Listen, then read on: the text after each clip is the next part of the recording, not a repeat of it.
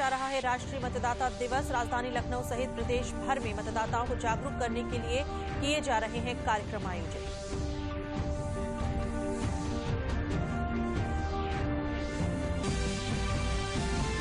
प्रदेश में विधानसभा चुनाव के तीसरे चरण का नामांकन आज से शुरू। कानपुर मंडल और बुंदेलखंड के 16 जिलों की 59 सीटों के लिए 1 फरवरी तक भरे जाएंगे पर्चे।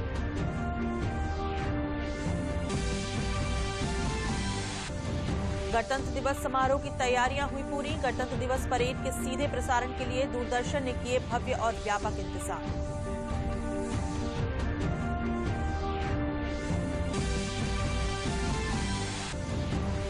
और प्रदेश में कोहरे और सर्द हवाओं के साथ ठंड जारी। मौसम विभाग ने दिन में मौसम साफ रहने और तापमान में बढ़ोतरी के दिए संकेत।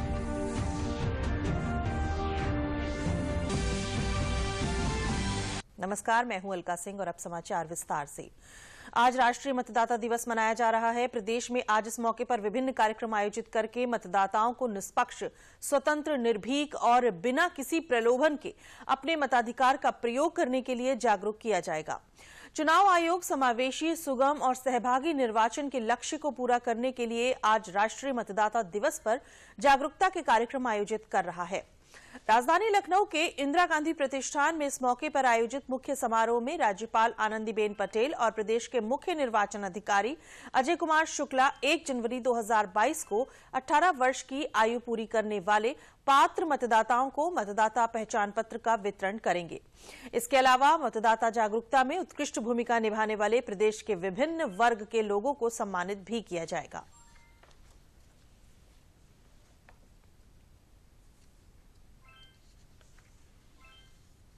लोकतंत्र का भाग्य विधाता एक जागरूक मतदाता होता है, इसलिए प्रत्येक मतदाता अपने मताधिकार का प्रयोग करें और लोकतंत्र को मजबूती प्रदान करें। ये बात राष्ट्रीय मतदाता दिवस की पूर्व संध्या पर प्रदेश के मुख्य निर्वाचन अधिकारी अजय कुमार शुक्ला ने कही। मुख्य निर्वाचन अधिकारी ने कहा कि प्रदेश में सशक्त लोकतंत्र की स्थापना के लिए मतदाता अपने मताधिकार का प्रयोग कर अपनी भागीदारी सुनिश्चित करें। ये उसकी सबसे बड़ी जिम्मेदारी है। उन्होंने कहा कि चुनाव को सफल बनाने के लिए मतदान स्थल पर सभी मतदाताओं की सुविधा के लिए व्यवस्था की गई है। मतदान स्थल पर दिव्यांग मतदाताओं के लिए रैंप की व्यवस्था भी की गई है।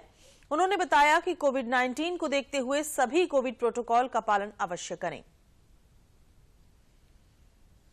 राष्ट्रीय मतदाता दिवस की पूर्व संध्या पर चुनाव को समावेशी, सुगम और सहभागी बनाना माननीय भारत निर्वाचन आयोग का ये सूत्रवाक्य है। इस वर्ष हम लोगों की कोशिश है कि हम लोग हर तरीके से जो भी सुविधाएं मतदाताओं को बूथों पर उपलब्ध करा सकें, कराई जा रही, जैसे कि रैंप, पेयजल, कोविड सेफ्टी से जितने भी संबंधित नॉर्म्स हैं उनका अनुपालन सुनिश्चित कराना, तो सभी अपने मताधिकार का प्रयोग करें।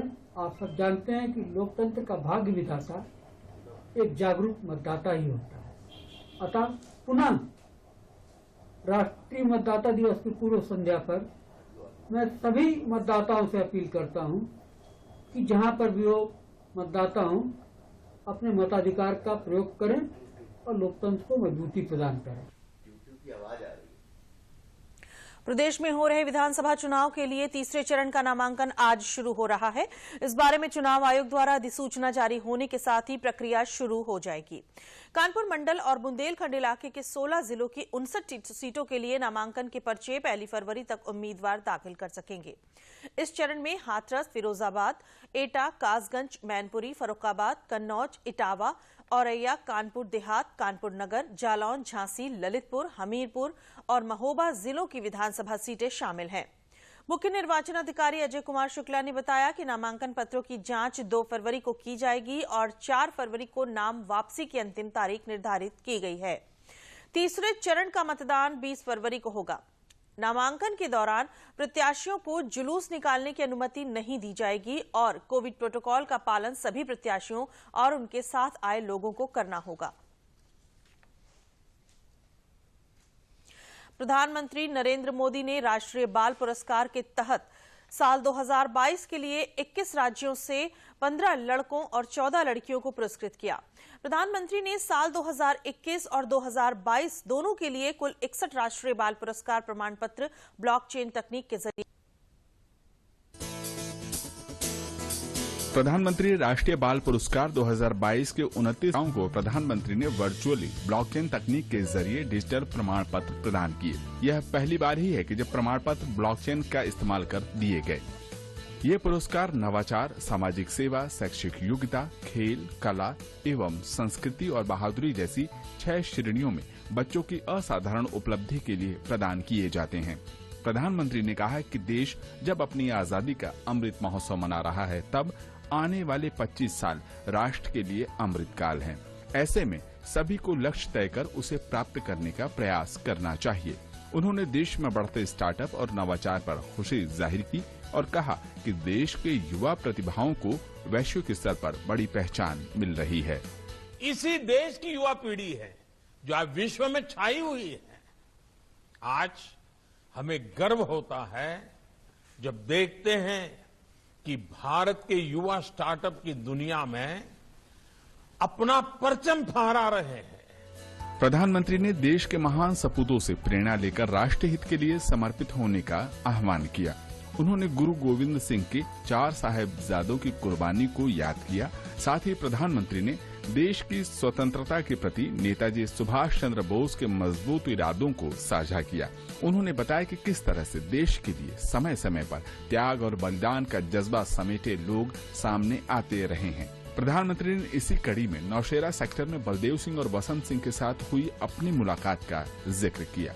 वहां मेरी मुलाकात श्रीमान बलदेव सिंह और श्रीमान बसंत सिंह नाम के ऐसे वीरों से हुई जिन्होंने आजादी के तुरंत बाद जो युद्ध हुआ था कश्मीर की वही धरती पर, उन्होंने उस युद्ध में बाल सैनिक की भूमिका निभाई थी और हमारी सेना में पहली बार बाल सैनिक के रूप में उनकी पहचान की गई थी।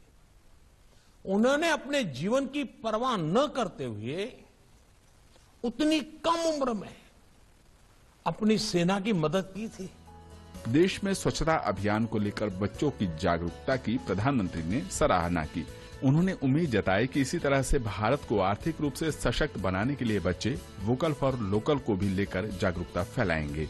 प्रधानमंत्री ने बताया कि केंद्र की मौजूदा सरकार की कई नीतियां युवाओं को केंद्र में रखकर बनाई जाती हैं।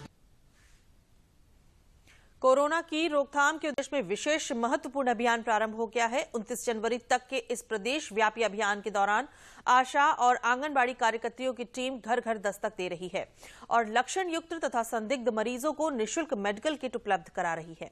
प्रदेश में कोरोना की स्थिति और इस पर नियंत्रण के उद्देश्य से टीम 19 की बैठक में लिए गए निर्णयों के अनुसार अभियान के दौरान ही आवश्यकता अनुसार लोगों के टेस्ट भी किए जाएंगे और टीकाकरण से वंचित लोगों को चिन्हित कर तत्काल उन्हें टीका कवर दिया जाएगा।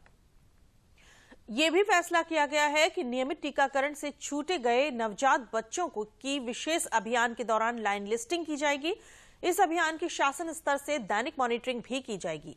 बैठक में बताया गया कि विगत 24 घंटों में 1,86,000 कोरोना टेस्ट किए गए, जिसमें 11,159 नए कोरोना पॉजिटिव पाए गए। इस अवधि में 10,836 लोग उपचारित होकर कोरोना मुक्त भी हुए। कोविड प्रोटोकॉल का सख्ती से पालन और टीकाकरण कोरोना से बचाव का सबसे सहज माध्यम है। इसका अनुपालन सुनिश्चित कराया जाए। गणतंत्र दिवस परेड के लिए आपका अपना चैनल दूरदर्शन बिल्कुल तैयार है। आजादी के 75वें वर्ष में गणतंत्र दिवस परेड के सीधे प्रसारण के लिए दूरदर्शन ने इस वर्ष भी व्यापक इंतजाम किए हैं और 60 से ज्यादा हाई डेफिनेशन कैमरे भारत और दुनिया भर के लोगों के लिए इस ऐतिहासिक कार्यक्रम का सीधा प्रसारण करेंगे और दुनिया भर के दर्शकों तथा सजीव प्रसारण भी दूरदर्शन के द्वारा किया जाएगा। ये भारत की आजादी का 75वां वर्ष है। इस बार गणतंत्र दिवस का मुख्य आकर्षण होगा गणतंत्र दिवस परेड और फ्लाई पास्ट। इसके साथ ही दर्शकों के लिए कई अन्य सुखद आश्चर्य भी होने वाले हैं। इसके लिए दूरदर्शन ने भी तैयारियां पूरी कर ली हैं। दूरदर्शन ने राजपथ और इंडिया गेट पर 360 डिग्री दृश्य देने वाले जिमी जिप्स और क्रेन्स के साथ 60 से ज्यादा HD कैमरे लगाए हैं। सारा कवरेज जो है वो हाई डेफिनेशन है। इसके अलावा एक विशेष चीज है कि 120 फुट ऊंची एक क्रेन लगी हुई है जिसके ऊपर कैमरा है हमारा, वो राजपथ के बड़े विहंगम दृश्य को लेकर दर्शकों के सामने आएगा। सूचना एवं प्रसारण मंत्रालय के सचिव, प्रसार भारती के CEO और दूरदर्शन के महानिदेशक ने सोमवार को राजपथ पर तैयारियों की समीक्षा की। दूरदर्शन ने लाइव अपलिंक के लिए कई OB वैन तैनात किए हैं। दृश्यों के ऑनलाइन संपादन के लिए भी एक प्रोडक्शन कंट्रोल रूम बनाया गया है। इस बार दूरदर्शन ने बहुत ही अच्छा काम किया है। इस बार जो है 59 कैमरास इस बार टोटल लगाए हैं, जो कि मेरे ख्याल से मैक्सिमम है जो आज तक कभी लगे हैं। और फिर जो है कुछ इनोवेशन भी हुए हैं, जैसे नेशनल स्टेडियम के ऊपर भी इस बार कैमरा किया जा रहा है, पूरा कवरेज होगा। और कुछ शॉट्स जो बाकी जैसे प्लेन कहाँ से टेक ऑफ हो रहे हैं, कैसे हो रहे हैं, वो भी हम मिक्स करेंगे। तो आई थिंक काफ़ी इस बार का जो परेड होगा उसमें नए किस्म का और देखने को मिलेगा Doordarshan. We have also made several of these live streams available on our digital platforms, and so you can choose your choice of view, choice of perspective, be it 360 degree cameras or long shot cameras and so on. So it's going to be a visual treat. दर्शक राजपथ, विजय चौक और India gate से शानदार दृश्यों और ध्वनियों के साथ एक रोमांचक अनुभव की उम्मीद कर सकते हैं। और दूरदर्शन नेटवर्क के सभी चैनलों के अलावा वो YouTube पर लाइव स्ट्रीम के साथ साथ DD के अन्य इंटरनेट प्लेटफॉर्म पर भी ट्यून कर सकते हैं। गणतंत्र दिवस को लेकर प्रदेश में तैयारियां तेज हो गई हैं। इस दौरान सुरक्षा के पुख्ता इंतजाम किए जा रहे हैं। राजधानी लखनऊ में विधानसभा के सामने गणतंत्र दिवस की परेड का रिहर्सल किया गया। परेड में अलग अलग तकियां शामिल थी। गणतंत्र दिवस के मौकारी भवनों में विद्युत झालरों और तिरंगी पट्टिकाओं से भव्य मनमोहक सजावट की गई है।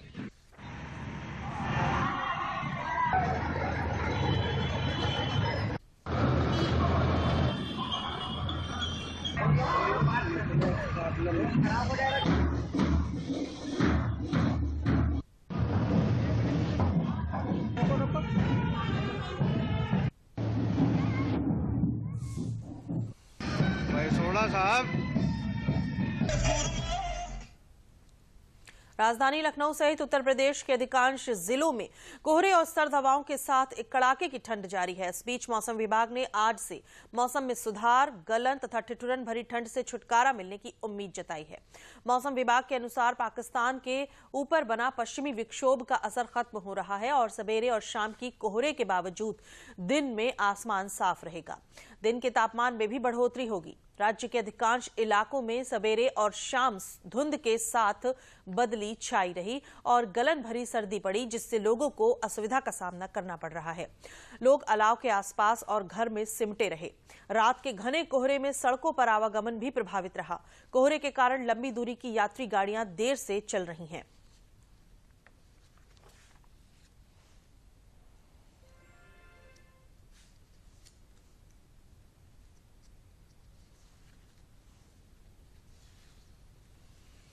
समाजवादी पार्टी ने देर रात 159 प्रत्याशियों की अपनी पहली सूची जारी की है। सपा ने बड़ी संख्या में पिछड़े वर्ग के प्रत्याशियों को अपनी पहली सूची में जगह देते हुए 70 पिछड़े उम्मीदवार उतारने की घोषणा की है।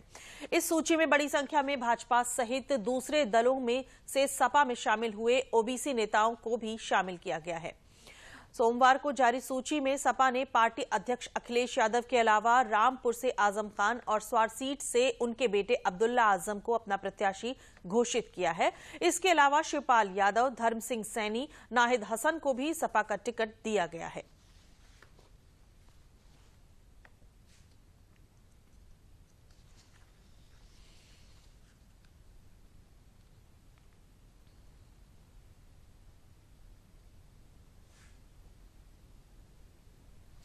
समाजवादी पार्टी की सूची जारी होने पर भारतीय जनता पार्टी के नेता केशव प्रसाद मौर्य ने प्रतिक्रिया देते हुए कहा कि समाजवादी पार्टी की सूची देखकर लगता है कि प्रदेश में समाजवादी पार्टी 2017 से पहले वाले हालात बनाना चाहती है।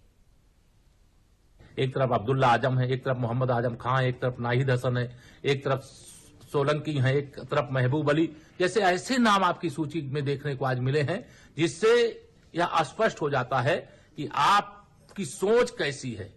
उत्तर प्रदेश 2012 से 2017 के बाद बीच में जो दुर्दिन देखा है उस दुर्दिन को कभी भूल नहीं सकती।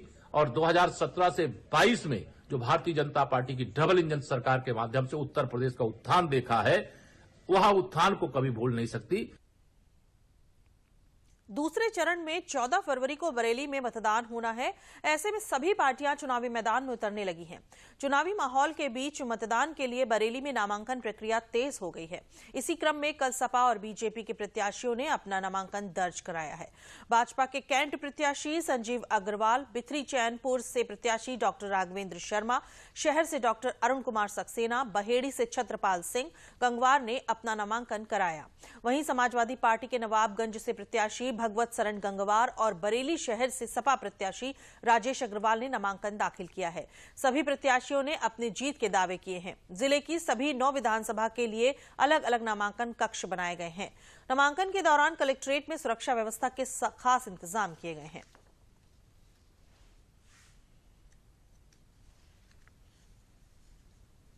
गांव में पैदा हुआ हूं, तो मैं गांव के एक एक व्यक्ति के दुख को, रग को सही से समझता हूं। क्या परेशानी है गांव के व्यक्ति को, वो पूरा भारत सरकार उसकी चिंता की है, योगी सरकार चिंता कर रही है। जनता को एक अच्छे अफसर की जरूरत थी। मुझे लगता है ईश्वर ने, भगवान ने मुझे वो अवसर दिया और उन्होंने जनता के लिए सेवा करने के लिए मुझे भेजा है। और मैं आपको विश्वास दिलाना चाहता हूं कि बहुत अच्छे रुझान लोगों के मेरे प्रति हैं। तो यहाँ उत्तर प्रदेश की बात है तो अखिलेश जी के नेतृत्व में हम लोग चुनाव लड़ रहे हैं और पूरा उत्तर प्रदेश का जनमानस कम से कम 70 से 75% माननीय अखिलेश जी के साथ में है और उत्तर प्रदेश हम लोग जीतेंगे बड़ी तादाद में। मैं एक बड़े बहुमत के साथ में फिर से पुनः जीत कर आ रहा हूँ और मैं अपनी बहेड़ी का ही नहीं बता रहा हूँ, ये पूरे उत्तर प्रदेश का ही हाल सुना रहा हूँ। पूरे उत्तर प्रदेश में फिर से एक बार योगी जी की बड़े बहुमत की सरकार रिकॉर्ड तोड़ती हुई फिर से बनने जा रही है। हम योगी और मोदी के किए गए कार्यों को और आगे बढ़ाने के लिए, देश की बेहतरी के लिए, देश का और विकास बढ़ाने के लिए तीसरी दफा आ रहे हैं। चुनावी माहौल में उत्तर प्रदेश में सपा ने तुष्टीकरण का दांव चल दिया है। पाकिस्तान भारत का दुश्मन नहीं है। सपा प्रमुख अखिलेश यादव के इस विवादित बयान पर भाजपा हमलावर हो गई है और अखिलेश यादव से अपने बयान को लेकर माफी मांगने की मांग की है। जिन्ना से जो करे प्यार, वह पाकिस्तान से कैसे करे इनकार। ऐसे ही कुछ तुकबंदियों के साथ भाजपा सोमवार को सपा अध्यक्ष अखिलेश यादव पर हमलावर हुई। अब तक जिन्ना के मुद्दे पर अखिलेश को घेर रही भाजपा अब उन्हें पाकिस्तान प्रेमी बताने की कोशिश कर रही है।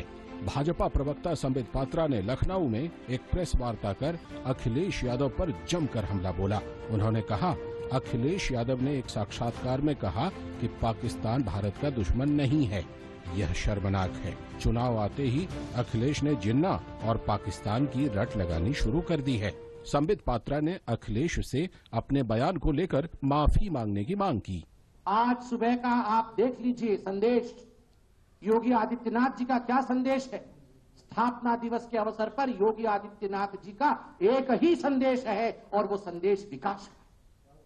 किस प्रकार अर्थनीति आगे बढ़ी है उसका है। और आज स्थापना दिवस के अवसर पर एक ही संदेश अखिलेश यादव जी का है जो अखबार की सुर्खियां बन के छपी है कि पाकिस्तान भारत का दुश्मन नहीं है। पाकिस्तान को लेकर कौन आया? पाकिस्तान को लेकर अखिलेश आया। दरअसल एक अखबार को दिए इंटरव्यू में अखिलेश यादव ने कहा, देश का सबसे बड़ा दुश्मन पाकिस्तान नहीं है, वह तो चीन है।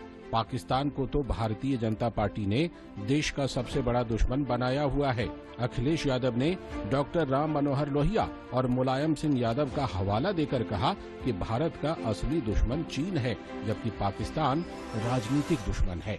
अखिलेश के इस बयान पर भाजपा प्रवक्ता संबित पात्रा ने उन्हें जिन्नावादी करार देते हुए सपा के उम्मीदवारों पर सवाल खड़े किए। उन्होंने तंज कसा और कहा कि शुक्र है याकूब मेमन को फांसी दे दी गई, वरना अखिलेश उसे भी अपना प्रत्याशी बना लेते। ये वही अखिलेश जी जिन्होंने आतंकवादियों के लिए कोर्ट तक में गुहार लगाया था, उनको छुड़वाने की सारी प्रक्रिया पूरी की थी। ये तो शुक्र है कोर्ट का उत्तर प्रदेश में कि न्याय प्रक्रिया ने उस पर रोक लगाई और आज समझ में आता है कि आखिरकार पाकिस्तान को अपना असली दुश्मन अखिलेश यादव क्यों नहीं? इससे पहले भी अखिलेश जिन्ना की महिमा मंडन कर बीजेपी के निशाने पर आ चुके हैं। नवंबर में एक रैली को संबोधित करते हुए अखिलेश ने जिन्ना का गुणगान किया था।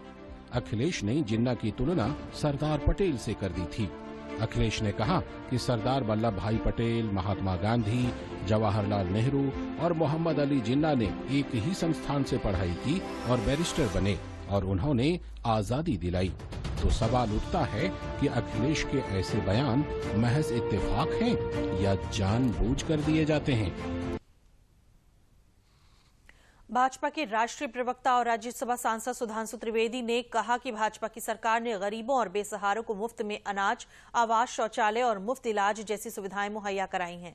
उन्होंने दावा किया कि उत्तर प्रदेश की जनता ने स्पष्ट मन बना लिया है कि आगरा में सभी सीटों पर भाजपा की जीत होगी और एक बार फिर प्रदेश में भाजपा की सरकार बनेगी। गरीब से गरीब, निर्धन से निर्धन व्यक्ति को चाहे मुफ्त अनाज देना हो, शौचालय उपलब्ध कराना हो, घर आवास उपलब्ध कराना हो, आयुष्मान भारत में उसको मुफ्त इलाज उपलब्ध कराना हो, वहां से लेकर विकास के बड़े सोपानों तक, चाहे पश्चिमी उत्तर प्रदेश में मेरठ का एक्सप्रेसवे हो या जेवर का एयरपोर्ट हो या पूर्वी उत्तर प्रदेश में पूर्वांचल एक्सप्रेसवे हो या लखनऊ में intermediate range ballistic missile BrahMos बनाने की फैक्ट्री हो, यानी हमने चतुर्दिक विकास किया है।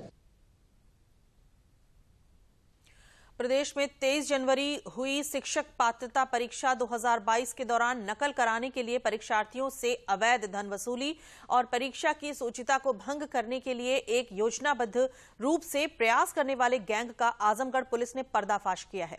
पुलिस अधीक्षक अनुराग आर्य ने बताया कि टीईटी परीक्षा को सुचारू ढंग से संपन्न कराने के लिए आजमगढ़ जनपद में सूचनाएं संकलित की जा रही थी। इसी क्रम में 22 लोगों के गैंग को गिरफ्तार किया गया है। अभी 6 लोगों की तलाश जारी है। इस रैकेट में कई विद्यालयों के प्रबंधक और अन्य लोग शामिल हैं। उन्होंने बताया कि अभियुक्तों के पास से 51,20,000 रुपए और 2 तथा 4 पहिया वाहन बरामद किए गए हैं। 23 तारीख को टीईटी की परीक्षा थी, जिसके संबंध में पूरे जनपद में सूचना संकलन किया जा रहा था। इसी सूचना के क्रम में आज पुलिस के द्वारा 22 लोगों को गिरफ्तार किया गया है, जिनके पास से लगभग 2,70,000 कैश बरामद हुआ है। 48 लाख के 6 चेक बरामद हुए हैं और 7 स्कूल से रिलेटेड इसमें लोग हैं, जिसमें प्रिंसिपल्स हैं, मैनेजर्स हैं, उनके यहाँ काम करने वाले क्लर्क हैं। एक डीआईएस ऑफिस के बाबू भी इसमें गिरफ्तार हुए हैं। काफी लोग रामपुर से आए हुए गिरफ्तार हुए हैं, जिनका एक रैकेट था जो बाकायदा पूरा पैसा कलेक्ट करके और अलग अलग सेंटर्स पे अपनी सेटिंग करके उसके बाद टीईटी की परीक्षा में चीटिंग का काम किया करते थे। इनसे बहुत विस्तार में पूछताछ की गई है। पूछताछ में बात प्रकाश में आई है कि इनके द्वारा इनका जो प्लान था वो था कि सेंटर पे जाके और किसी तरीके से पेपर जो क्वेश्चन पेपर है उसकी आंसर की डेवलप करके कैंडिडेट्स में वितरण करके और उन कैंडिडेट्स जिनसे इनके द्वारा पैसे की बातचीत है, पैसा लिया गया है। इसके साथ साथ ये भी बात प्रकाश में आई है कि इनके द्वारा कुछ मार्कशीट्स हैं जो एक सिक्योरिटी की तरह कैंडिडेट से लेके अपने पास जमा करा ली जाती थी कि अगर आप पैसा नहीं दोगे बाद में जो बकाया पैसा है तो मार्कशीट्स हम लोग वापस नहीं करेंगे। इनके पास से काफी संख्या में एडमिट कार्ड्स भी बरामद हुए हैं। टोटल 22 लोग अभी गिरफ्तार किए गए, 6 लोग और हैं जो इसमें अभी फरार हैं। भारत निर्वाचन आयोग द्वारा चलाई जा रही मतदाता जागरूकता एक्सप्रेस बस अमेठी के गौरीगंज कलेक्ट्रेट पहुंची। निर्वाचन अधिकारी राकेश कुमार मिश्रा ने बस को हरी झंडी दिखाकर रवाना किया। जनपद में एनसीसी और स्काउट गाइड के छात्रों द्वारा और नुक्कड़ नाटक के माध्यम से भी लोगों को जागरूक किया जा रहा है। मतदान का प्रतिशत बढ़ाने के लिए निर्वाचन आयोग द्वारा ये पहल की जा रही है।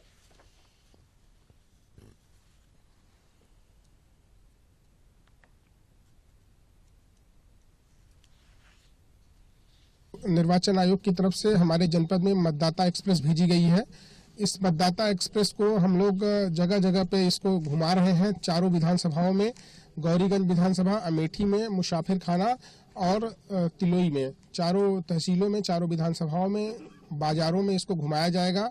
और इसके साथ हमारे एनसीसी के कुछ बच्चे हैं, हमारी नुक्कड़ नाटक की टीम है जो जगह जगह पे नुक्कड़ नाटक करेगी और जनता को प्रेरित करेगी। हमारा उद्देश्य है कि 27 फरवरी को जनपद अमेठी में होने वाले विधानसभा निर्वाचन में इस बार 70% से अधिक मतदान किया जाए।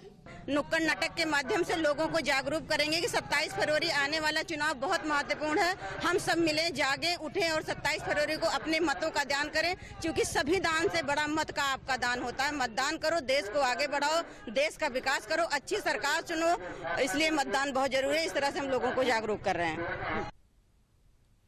फतेहपुर जिले में अब तक 17 लाख से अधिक लोगों को कोरोना वैक्सीन की पहली डोज लगाई जा चुकी है। 31 जनवरी 2022 तक 18,54,507 लोगों को वैक्सीन की पहली डोज लगाने का लक्ष्य है, जो 100% के करीब है। स्वास्थ्य विभाग वैक्सीनेशन का लक्ष्य समय रहते पूरा करने के लिए हर संभव प्रयास कर रहा है। जिलाधिकारी अपूर्वा दुबे ने बताया कि जनपद में स्वास्थ्य विभाग की टीमें बनाकर लोगों को जागरूक किया जा रहा है।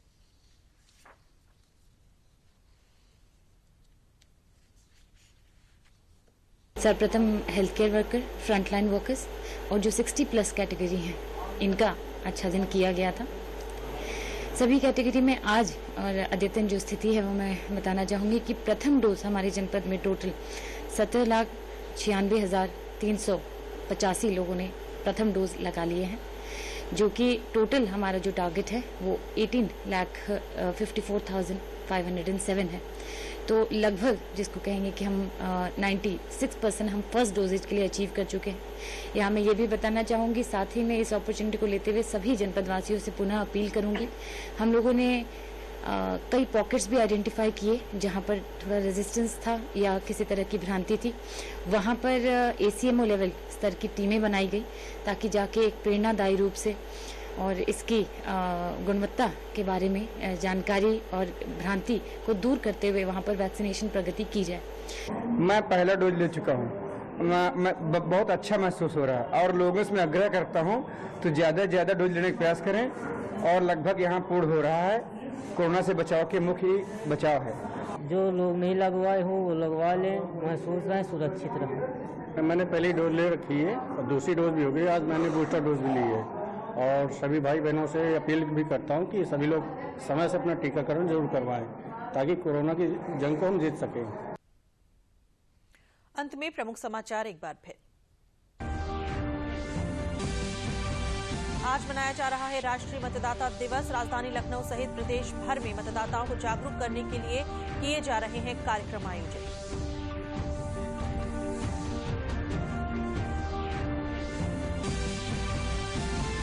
प्रदेश में विधानसभा चुनाव के तीसरे चरण का नामांकन आज से शुरू। कानपुर मंडल और बुंदेलखंड के 16 जिलों की 59 सीटों के लिए 1 फरवरी तक भरे जाएंगे पर्चे।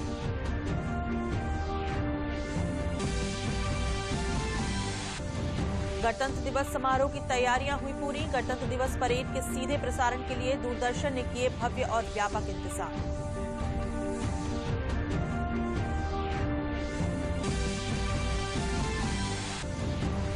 और प्रदेश में कोहरे और सर्द हवाओं के साथ ठंड जारी। मौसम विभाग ने दिन में मौसम साफ रहने और तापमान में बढ़ोतरी के दिए संकेत।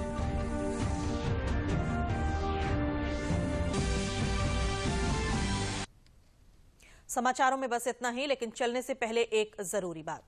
कोरोना का खतरा ओमिक्रॉन वेरिएंट के रूप में एक बार फिर सामने है, इसलिए मास्क पहनें, उचित दूरी बनाकर रखें, भीड़ भाड़ से बचें और समय समय पर हाथ भी धोते रहें। नमस्कार।